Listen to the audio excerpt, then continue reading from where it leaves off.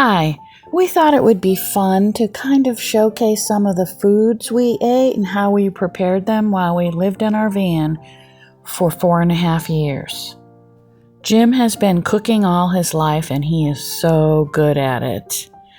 And what we did is we would use a propane stove, camp stove at first, but we were spending so much money on propane that we went ahead and bought 2 induction burners. We started with 1 for those times when we were camping with electric. And we would just bring them outside. We had a table that we would set up, and it really worked out well. And we spent a lot less money on propane.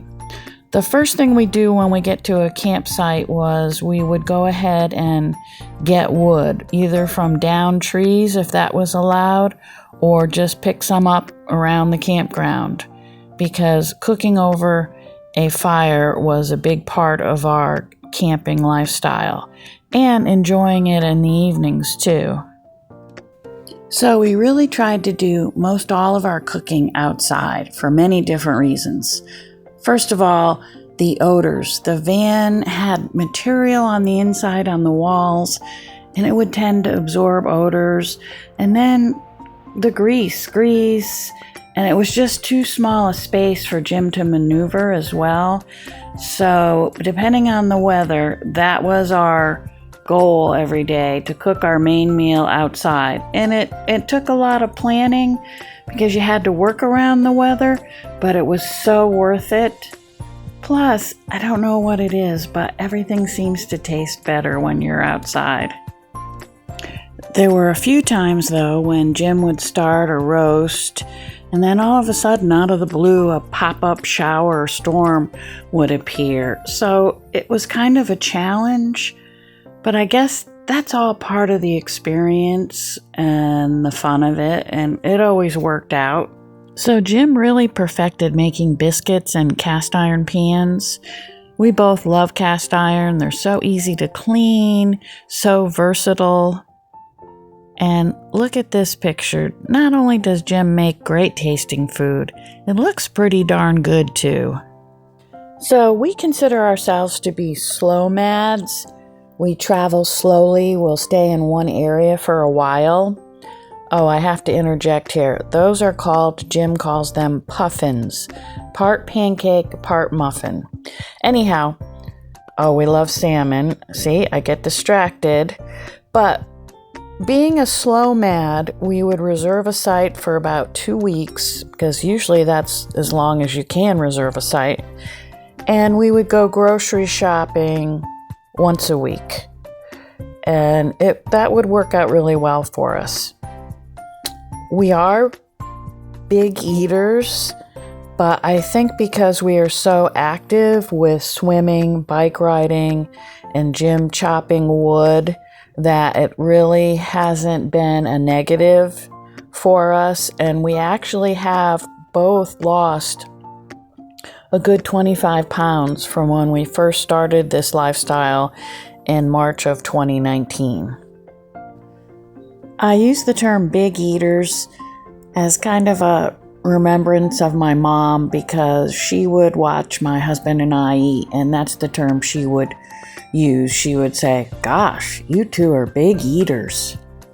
Whenever Jim cooks, he makes enough for 4 or 5 people, not just for the 2 of us.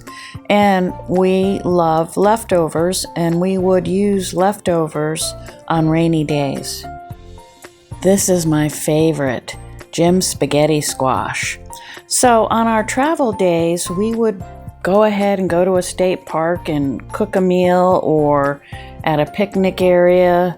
We always felt comfortable no matter where we were, because we always had our home with us. So before the pandemic, we hardly ever made reservations at a campground. Back then, there were so many first come, first serve sites, and you could just be so spontaneous. But after the pandemic, things really changed. People started saying, "Hey, this camping lifestyle is great," and more campgrounds got crowded, and it became difficult. And many campgrounds went ahead and switched from first come, first serve to reservation only. So our whole style of traveling changed a bit. So besides going to the grocery store, we also took advantage of different things in the area, such as blackberries, and if there was a trout stream in a state where Jim could get a non-resident fishing license at a reasonable price. And he even picked some prickly pears and made some prickly pear juice. So ants can be a real problem at campgrounds, and once they get into your camper, oh my goodness. So we started using diatomaceous earth, and it's non-toxic and it dries out bugs, and we just love this stuff. And we would sprinkle around our tires, and it worked really, really well.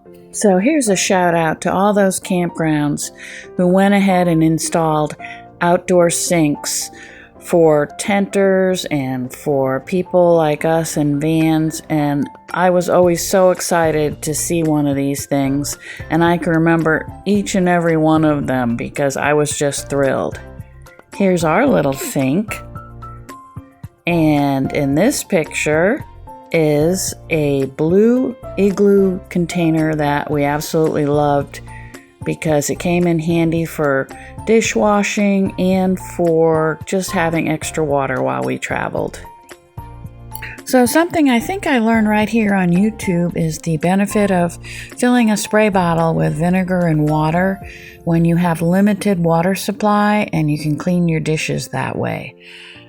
And that's it. And thank you so much for watching.